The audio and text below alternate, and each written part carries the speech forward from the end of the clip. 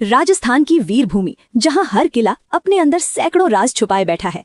लेकिन जोधपुर का मेहरानगढ़ किला, एक समय ऐसा भी था जब ये किला डर और रहस्य का केंद्र बन गया था। ये कहानी है महाराजा मान सिंह की और उस डरावनी रात की जिसे आज भी लोग याद करते हैं। जब महाराजा मान सिंह ने मारवाड़ की गद्दी संभाली तो सब कुछ सामान्य था। राज्य मजबूत हो रहा था, जनता खुश थी, लेकिन किले के अंदर कुछ अजीब होने लगा। रात होते ही किले के लंबे लंबे गलियारों में अजीब आवाजें गूंजने लगती। कभी घुंघरुओं की छन छन, कभी किसी के चलने की आहट, और कभी ऐसा लगता जैसे कोई छाया दीवारों के बीच घूम रही हो। पहले तो सैनिकों ने इसे भ्रम समझा, लेकिन धीरे धीरे ये घटनाएं बढ़ने लगीं। पहरेदार डरने लगे, कई सैनिकों ने रात की ड्यूटी करने से मना कर दिया। पूरा किला डर के साए में डूब गया। जब ये खबर महाराजा मान सिंह तक पहुंची तो उन्होंने एक ऐसा फैसला लिया जो एक सच्चा राजा ही ले सकता है।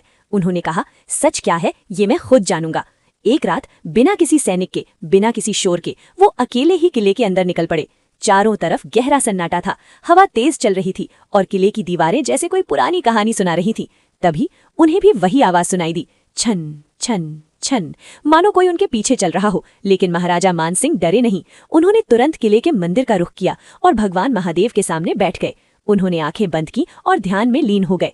पूरी रात किला शांत रहा, ना कोई आवाज, ना कोई परछाई। सुबह होते ही सब कुछ बदल चुका था। किले में अब कोई डर नहीं था। सैनिकों ने बताया कि रात बिल्कुल शांत थी, जैसे वो रहस्यमयी शक्ति हमेशा के लिए गायब हो गई हो।